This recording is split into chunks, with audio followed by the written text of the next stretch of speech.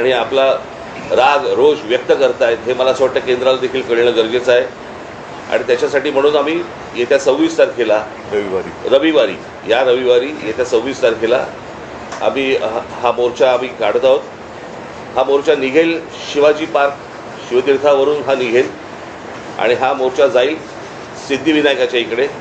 तिथे जाऊन आम्ही देवाला साकडं घालणार आहोत की या सरकारला सुबुद्धी देव आणि याच्यासाठी म्हणून तिकडे आम्ही त्याची सांगता करणार आहोत. आणि हा आत्ताचा आमचा कार्यक्रम आहे. मला असं वाटतं पुढे मी कालच दिल्लीला जाऊन आलो. माझ्या आधी अमित पण जाऊन आला. आपल्या माध्यमातून ही दृश्य संपूर्ण जग पाहत आहे. एक गोष्ट नक्की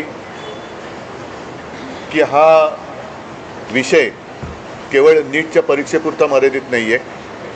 कारण ज्या वेळेला मी गेलो माझ्यासोबत संजय राऊत होते, अनिल देसाई, अरविंद सावंत ही सुद्धा मंडळी होती, खासदार होते. आणि त्या गर्दीमध्ये एक व्यक्ती राजा तिकडे संजयला असं भेटलं की त्यांनी विचारलं की आप कहाँ से आए हो. संजयने विचारलं तर मैं बिहार से आया हूँ लेकिन मैं हूँ तो मध्य प्रदेश का. तर तो काही विद्यार्थी वाटत नव्हता पण मध्यमवयीन तरुण होता. तर त्याला विचारलं आप क्यों आए हैं. तर त्यांनी सांगितलं की माझा व्यवसाय नीट चाललेला होता, माझी रोटी व्यवस्थित चालू होती, पण नोटबंदीच्या वेळेला माझी पूर्ण उद्योगधंदा रोजीरोटी उद्ध्वस्त झाली आणि तो राग व्यक्त करायला मी आलेलो आहे. म्हणजे हे काही एक निमित्त झाले असं म्हणा पाहिजे तर, परंतु हा गेल्या काही वर्षातला राग हा आता उफाळून वरती आलेला आहे. दुर्दैवाने आज मी वृत्तपत्रात वाचलं आणि कालच आपल्या माध्यमातून मी बघितलं की न्यायमूर्तींना किंवा न्यायालयाला या प्रकरणाकडे लक्ष द्यायला वेळ नाही असं ते म्हणाले. आता विषय असा झालेला आहे की दिल्लीमध्ये मलासुद्धा तिथल्या काही मुली भेटल्या आणि त्या संतप्त होत्या. त्या सांगत होत्या की आमचे कपडे फाडले गेले, वाटेल तसं मारलं गेलं, काही ठिकाणी तर लाट्या काट्यांना खिळे लावून, गजलेले खिळे लावून मारलं गेलं, डोकी फोडली गेली. आणि काल एक व्यक्ती जी महिला म्हणजे मुलगी जी अत्यवस्थ होती, मला कल्पना नाही आता तिचं येता वाचलं की आता आहे की नाही मला माहिती नाही आहे. तर एक असे अत्याचार वाढत चाललेले आहेत. न्यायालयाला कबूतरं कुत्रे यांच्याकडे लक्ष द्यायला वेळ आहे पण कॉक्रोचकडे लक्ष द्यायला वेळ नाही, हे दुर्भाग्य आहे. आणि देशाची परिस्थिती आता अशी झाली का आणि न्यायालयाची परिस्थितीसुद्धा अशी धृतराष्ट्रासारखी झाली का. म्हणजे द्रौपदीने धृतराष्ट्राकडे न्याय मागण्यासारखं झालेलं आहे. आता मधल्या काळामध्ये चंद्रचूड यांनी न्यायालयाच्या न्यायदेवतेच्या डोळ्यावरची पट्टी काढली होती. ती न्यायदेवतेने परत पट्टी बांधली आहे का आणि कशासाठी बांधलेली आहे. हे एकूणच जे चाललेलं आहे हे सरकार आता कोणाला आपलं वाटते असं दिसत नाही आहे. कारण मी ज्या वेळेला तिथे पोचलो तेव्हा जसं आत्ता राज म्हणाला की आता विषय केवळ धर्मेंद्र प्रधान यांच्या राजीनाम्यापुरता नाही तर ह्या मुलांना, या विद्यार्थ्यांना आता हे सरकार नकोसं झालेलं आहे. हेच विद्यार्थी होते, हीच मुलं होती ज्यांनी अच्छे दिन याची अपेक्षा करत ह्या सरकारला निवडून आणलं होतं. पण हे सरकार निर्दयीपणाने वागतंय. पंतप्रधानांनी आज ते काय ट्विट केले, खरं म्हणजे त्यांनी जाऊन बोलायला काय हरकत नव्हती.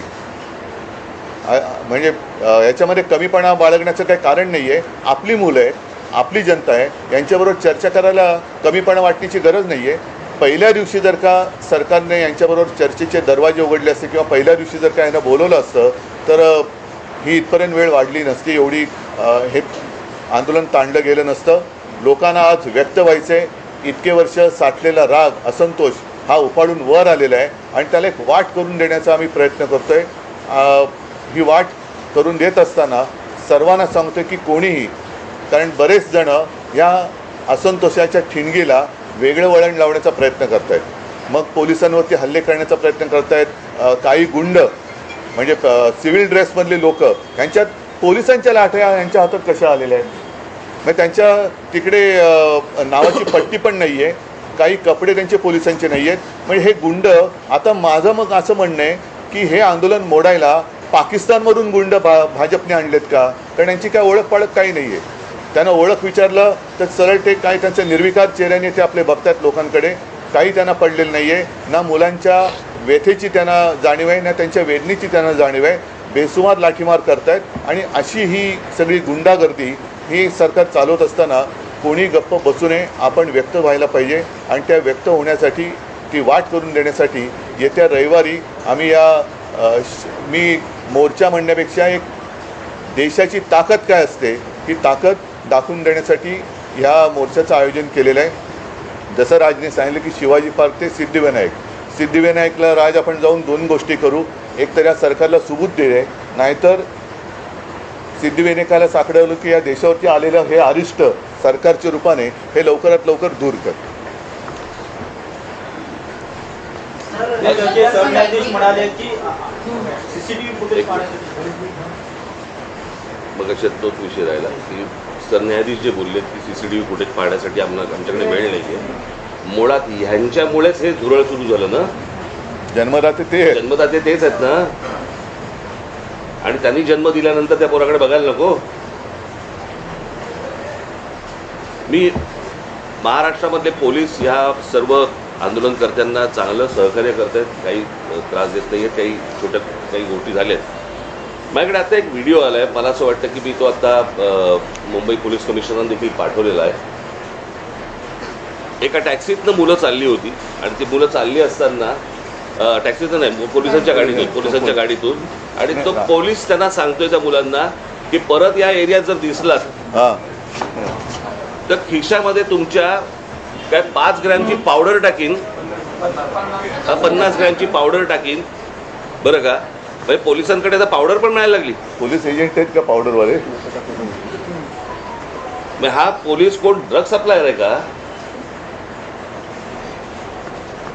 हे कुठचे काय चाललंय मला कळतच नाही. मला खरं तर ही इतकी साधी गोष्ट होती. साधी म्हणजे म्हणण्यापेक्षा ही की बाबा पेपर फुटलेत, काय कोण ज्याची जबाबदारी आहे त्यांनी राजीनामा द्यावा आणि जे त्याच्यामध्ये असतील सामील झालेले असतील त्यांना अरेस्ट करावी. ज्या काही गोष्टी करायच्या त्या सगळ्या गोष्टी कराव्यात.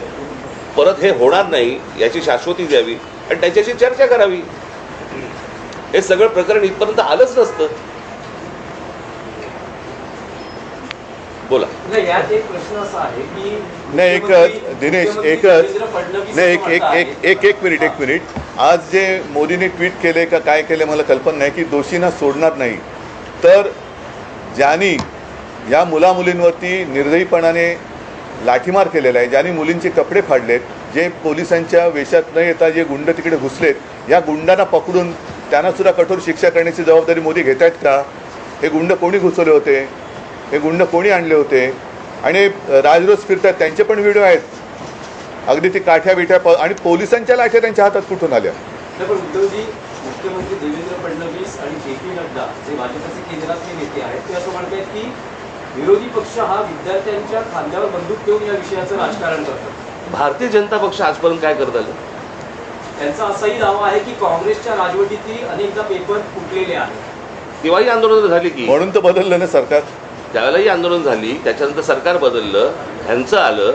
हे ते तसे आहेत म्हणून ह्यांना आणलं. हेही तसेच. म्हणजे ते सांगतात की सरकार बदला आणि विद्यार्थ्यांच्या खांद्यावरती बंदुका विरोधी पक्ष ठेवत असतील तर विद्यार्थ्यांच्या छातीवरती बंदुका तुम्ही का रोखतात? नाही. आणि दुसरी गोष्ट त्या अण्णाच्या टोप्या घालून कोण फिरत होते? त्यांचीच माणसं होती ना. अण्णांकडे एवढी माणसं नव्हती. आणि ह्याच्यामध्ये परत ह्यांनी काही चुका केल्या की त्याचं राजकारण नाही करायचं. आणि हे ज्यावेळेला विरोधी पक्षात जातात त्यावेळेला सगळ्या गोष्टींचं राजकारण करणार. पण शरद पवार काल पंतप्रधानांना भेटले. त्याला जंतर मंतर म्हणतात. तेच आहे की त्यांनी तुम्हाला काही कल्पना दिली आहे का? कारण नाही, मला असं वाटतं विषयाला आता फाटे फोडण्याची आवश्यकता नाहीये. आम्ही सगळेजण आम्ही एक नाही ऐका मला बोलू तर द्या. मला बोलू तर द्या. माझं म्हणणं काय आहे की जसं आज मी आणि राजा एकत्र एकत्र आलेलोच आहोत, त्याच्या आधी सुद्धा मी सगळ्यांना आवाहन केलेलं आहे की ज्यांना देशाच्या भविष्याविषयी चिंता आहे. म्हणजे मी तिकडे गेल्यानंतर सगळे भाषिक तिकडे होते, सर्व धर्मीय तिकडे होते, हिंदू होते, मुसलमान होते, सगळे होते. आता ज्यांना देशाचं, कारण हा देश जर का आपला आहे तर देशाच्या भविष्याची ज्यांना चिंता आहे त्यांनी पंतप्रधानांना भेटून त्यांची एक चिंता व्यक्त केली असेल तर मला माहिती नाही. तर त्यांनी मुलांना भेटायचं, ते परवा तिकडे गेले होते. पंतप्रधानांनी आता मुलांना भेटण्याची गरज आहे आणि नुसतंच असं जर का ढकलम गाडी चालणार असेल तर काय उपयोग नाही आहे. नाही आता आपण जे म्हणालात आम्ही रविवारी मोर्चा जाहीर केलेला आहे, तर रविवारी जर का पवारसाहेब येत असतील, अगदी नरेंद्र मोदी येत असतील, देवेंद्र फडणवीस येत असतील, येऊ द्यात. म्हणजे विरोधी कशाला? एक फक्त विषय आहे की तुम्ही मोर्चाचं रूट सांगितलं, पण वेळ काय आहे, किती वाजता? सकाळी 10ची जमायची वेळ आहे, साधारणपणे 11:30 पर्यंत, 11, 11:30 पर्यंत निघू. आंदोलन जाहीर झालेलं आहे. जंतर मंतरवर पोलीस आपल्याला पाहायला मिळतात आणि मुंबईत देखील अनेक विद्यार्थ्यांना पोलिसांनी गाडीतून नेऊन पोलीस स्टेशनला वगैरे नेले. आपण स्वतः काल विद्यार्थ्यांनी आंदोलन जाहीर झाल्यानंतर आपल्या अनेक कार्यकर्त्यांना नेत्यांना नोटीस जाऊ शकतात, विद्यार्थ्यांची धरपकड होऊ सवय शकते. आम्हाला, यासाठी सवय आम्हाला आमच्या नाही, इकडे आता कळेल आता म्हणून म्हटलं ना की विद्यार्थ्यांच्या बाजूने कोण आहे आणि विरोधात कोण आहे. आणि प्रश्न असा आहे ना की प्रश्न सोडवायचा आहे का चिघळवायचा आहे, हे मला असं वाटतं सरकारने बघावं. सर, आज वंचितनी महाराष्ट्र आणि देशबंदची हाक दिली आहे. 26 तारखेला तुम्ही आता मोर्चा काढणार आहात. प्रत्येक राजकीय पक्ष वेगवेगळ्या गोष्टी करण्यापेक्षा पहिली गोष्ट म्हणजे आता हे ते जाहीर करणारे आम्हाला माहीत नव्हतं, त्यांनी स्वतंत्रपणे जाहीर केलं ही गोष्ट, बरोबर आहे. आम्ही देखील जे काही, ज्याला मोर्चा म्हणा किंवा काही म्हणा, या सगळ्या गोष्टी करताना तिथे आमचे राजकीय पक्षाचे झेंडे नसणार, कळलं का? तिथे जर कुठचे झेंडे असतील तर ते फक्त तिरंगे असतील, देशाचा झेंडा असेल, बाकी कुठचेही राजकीय पक्षाचे झेंडे त्या सगळ्या अख्यामध्ये कुठेही नसणार. आणि आत्ता उद्धव सांगतात त्याप्रमाणे काँग्रेसशी देखील बोलणं चालू आहे, ते देखील सहभागी. काल माझं बोलणं झालं, राहुलजींशी पण झालं, मग सपकाळांचा फोन आला होता आणि त्यांनी पण सांगितलं की आपण एकत्रितपणाने या गोष्टी करू. आता हे आम्ही परवाच्या मोर्चाची घोषणा तर केलेली आहे, आता त्यांना सुद्धा आम्ही सांगतोय सगळ्यांनीच, अगदी पवारसाहेबांना असेल आणि भारतीय जनता पक्षातल्यांना सुद्धा, जे विद्यार्थ्यांचे खरे पालक आहेत, ज्यांना विद्यार्थ्यांबद्दल, तरुणांबद्दल चिंता आहे, आणि असे अनेक भाजपची लोक आहेत की त्यांना आता असं वाटते की आपण भाजपचे समर्थक राहून गुन्हा केला, ते सगळेजण या मोर्चात सहभागी होऊ शकतात. आणि मला असं वाटतं एकच मिनटं, आणि मला असं वाटतं विद्यार्थ्यांबरोबर आवाहन करीन की पालकांनी देखील याच्यामध्ये सामील व्हावं. फोन केलं, फोनवर बोलू. नाही, एक तर काय झालं, मी तिकडे रात्री पोचलो त्यावेळेला त्यांचं आंदोलन नुकतंच संपलं होतं आणि त्यांना मला वाटतं ते कुठलं छत्रसाल स्टेडियम तिकडे नेलं होतं. मला जंतर मंतरवरती जायचं होतं कारण अभिजित आणि सगळेजण तिकडे वाट बघत होते. मी तिकडे गेल्यानंतर मग माझी काही भेट झाली नाही, पण काल सकाळी माझं फोनवरती बोलणं होतं. भविष्यामध्ये आपण जंतर मंतरवर विद्यार्थ्यांशी थेट संवाद जाण्यासाठी जाणार आहात? अरे मी आत्ताच गेलो असतो, माझी तब्येत बरी नव्हती. नाही, दुसरा मुद्दा काय माहिती आहे ना, जंतर मंतरवरती एक केंद्रबिंदू झालेला आहे, पण हे आता पूर्ण देशाची भावना आहे. म्हणून मी जे म्हटलं ना की एक राष्ट्र एक भावना, जो जिथे जिथे आहे तिथे त्यांनी या गोष्टीचा विरोध व्यक्त केला पाहिजे. सगळेजण काही जंतर मंतरवरती पोहोचू शकतात, जाऊ शकतात आणि जाण्याची गरज आहे असं मला वाटत नाही. आज ग्रामीण भागात सुद्धा आंदोलनं होत आहेत, राज्यातल्या आणि देशातल्या अनेक शहरांमध्ये ही आंदोलनं होत आहेत. विद्यार्थी झुंडीच्या झुंडीने बाहेर पडत आहेत. आणि कालच एक मी व्हिज्युअल बघितलं की एक तरुणी त्या पोलिसांच्या गाडीसमोर एकटी उभी राहिली होती, इथेच बाजूला. ही तरुणांची ताकद आहे. ज्या ताकदीला झुरळ समजलं जातं, त्या झुरळांच्या ताकदीला आता हे घाबरलेले आहेत.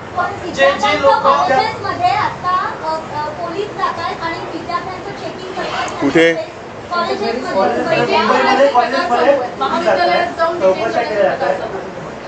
काय कसले चेकिंग करतात?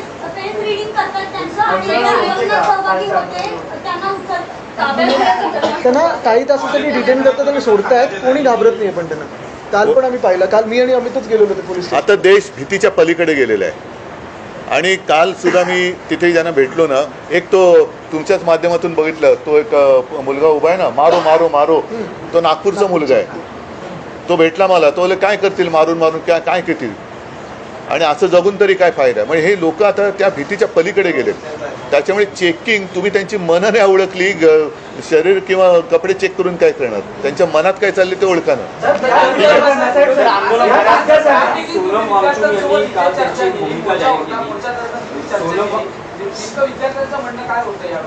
त्यांच्याशी चर्चा झाली का? आलं नाही तुमच्यापर्यंत? त्यांनी व्हिडिओ काढले होते ना. ऑडिओ व्यवस्थित नाही आहे सोनम वांगचुक यांचं असं म्हणणं आहे की विद्यार्थ्यांवर ज्या केसेस आहेत हो. त्या मागे घेतल्या तर आपण आंदोलन किंवा उपोषण संपवू. तुमचं विरोधी पक्षाचं काय म्हणणं आहे की याचा लॉजिकल एंड म्हणजे धर्मेंद्र प्रधान यांचा राजीनामा तेव्हाचे आंदोलन थांबेल की सरकार असं म्हणते की चर्चा करायला या लोकसभेत संसदेत यावर चर्चा होईल आणि त्यानंतर मग पुढचा निर्णय घेण्यात येईल? आता तिकडे Logical end काय? नाही बघा, आता प्रत्यक्षात तिकडे काय चाललंय, कारण मी मागे प्रेस कॉन्फरन्स घेतली होती. नाही, मी इथेच बोललो होतो, मला वाटतं की काही वर्षांपूर्वी म्हणजे 2018 साली एक जी डी अगरवाल नावाचे गृहस्थ होते, ते गंगेसाठी उपोषणाला बसले होते. सरकारने लक्ष नाही दिलं. 115व्या दिवशी त्यांनी प्राण सोडला. गंगा आणखीन वाईट झाली. म्हणजे करोनाच्या काळात तर मग गंगेमध्ये मृतदेह पण सोडले गेले. मी आज सरकार हे निर्दयी आहे. मी वांगचुकना त्यांना तिथून हलवण्याच्या आधी 1-2 दिवस आधी फोनवरनं बोललो होतो आणि मी त्यांना हेच सांगितलं होतं की आपण उपोषण सोडा, कारण उपोषण कोणासमोर करायचं, ज्यांना काहीतरी संवेदना आहेत. या सरकारला संवेदना नाही आहे. त्याच्यामुळे त्यांना असं वाटतं की अशी लोकं गेलेली बरी, म्हणजे एकदा काय ते सगळं स्मशान शांतता होऊ द्या. पण तसं दिसत नाही आहे. अनेक जण आता प्रत्येकाच्या मनामध्ये ही ठिणगी पेटलेली आहे. त्याच्यात तुमचा जो विषय आहे की धर्मेंद्र प्रधान, शेवटी मग जबाबदारी कोणाची आहे? जे जबाबदार आहेत त्यांना सोडणार नाही. मग धर्मेंद्र प्रधान पहिले जबाबदार आहेत, त्यांना का सोडताय? आणि धर्मेंद्र प्रधान पण कोणी एकेकाळी पेपर फुटीच्या विरुद्ध रस्त्यावर उतरले होते असं म्हणतात, जे आता विद्यार्थ्यांचं नशीब फोडतायत. राजसाहेब, तुम्हाला काय वाटतं की चर्चेतून सरकार म्हणते चर्चेला यातून मार्ग काढू, तुम्हाला असं वाटतं की चर्चेतून मार्ग हे सुरुवातीला करायला पाहिजे होतं ना. हीच गोष्ट उपोषणही झालं नसतं, लाठीचार्ज झाला नसता, मुलांनी मार नसता खाल्ला. काय झालंय आता, घराघरामध्ये हे सगळं पोहोचलेलं आहे आंदोलन. त्याच्यामुळे सरकार आत्ता बॅकफूटवरती गेलं आणि म्हणून आत्ता ते सांगतात की आमच्याशी चर्चा करायला या म्हणून. कळलं का? ज्यावेळेला ज्यावेळेला त्या शेतकऱ्यांनी, ज्यावेळेला पंजाबच्या शेतकऱ्यांनी, हरियाणाच्या शेतकऱ्यांनी ज्यावेळेला मोर्चा काढला होता, त्यावेळेला काय नाही बोलवलं? कारण तो प्रत्येक घरातला, देशातला नव्हता विषय. आत्ता त्यांना अंदाज आला या सगळ्या गोष्टींचा. त्यांच्याकडे पण यंत्रणा आहेच त्यांच्याकडे, की अंदाज आला की हे घराघरात पोहोचलंय आणि घराघरात पेटलंय. म्हणून आता बोलतात की आमच्याशी चर्चा करायला या. मणिपूरच्या प्रकरणात, त्या शिखांच्या प्रकरणामध्ये काही ट्विट केल्याचं आढळलं का पंतप्रधानांनी? त्यांच्या लक्षात आलंय की हे आपल्या अंगलट आलेलं आहे आणि म्हणून ही आता सर्व सुरू आहे. आणि एकच आता नाही एक मिनिट, तुम्ही जे आता सांगितलं ना, की आता घरोघरी जाऊन चेकिंग, कॉलेजमध्ये जाऊन चेकिंग, तर मी सरकारला आणि पोलिसांना एक नम्र विनंती करेन की तुम्ही आणखीन आग भडकवू नका. ही मुलं शांत आहेत, त्यांच्याशी नीट चर्चा करा. ही शांतता भंग करण्याचं काम पोलिसांनी आणि सरकारने करू नये. मुख्यमंत्र्यांना आजही शंका आहे, ते म्हणतात की अँटी सोशल एलिमेंट, असामाजिक. आम्हाला पण शंका आहे की आता सरकारमध्ये असे कोण परकीय शक्ती सामील झाल्यात का की या मुलांना, देशाच्या विद्यार्थ्यांना चिरडण्यासाठी? आणि मी तुम्हाला सांगतो, 26 तारखेला जर असे कोणी घुसवण्याचे प्रयत्न केले ना, फटकावून काढणार. कळलं का? शांततेने मोर्चा असेल, शांततेने ह्या सगळ्या गोष्टी होतील, याच्यामध्ये कुठचीही हुल्लडबाजी नसेल, काहीच गोष्टी नसतील. पण उद्या जर समजा दिल्लीसारखं इथे काही करायचा प्रयत्न केला, घुसवले, इथे काही करायचा प्रयत्न केला, आमची लोक सोडणार नाहीत. सर, हे सगळे उद्याचे मतदार आहेत, हे सगळे ह्या सगळा आक्रोश जो आहे, तुम्हाला वाटतं का मतपेटीतून दिसेल? कारण आधी आपण हा विषय मतपेटीचा नाही आहे. पहिली गोष्ट तुम्ही लक्षात घ्या, आत्ता हा विषय मतपेटीचा नाही आहे, हा विषय कुठच्या निवडणुकांचा नाही आहे, हा विषय त्यांच्या न्यायाचा. कळलं का? उद्या परीक्षेला बसलेले हे सगळे विद्यार्थी विद्यार्थी आत्महत्या करतात, याचा अर्थ काय समजून घ्या ना. इथे मतपेटीचा विषय येतो कुठे? पण ज्या प्रकारचा देशामध्ये सत्ता राबवली जाते त्याच्या विरुद्धचा राग हा मला असं वाटतं प्रत्येक राज्यांमधून बाहेर येतोय. ही सर्वात महत्त्वाची गोष्ट आहे.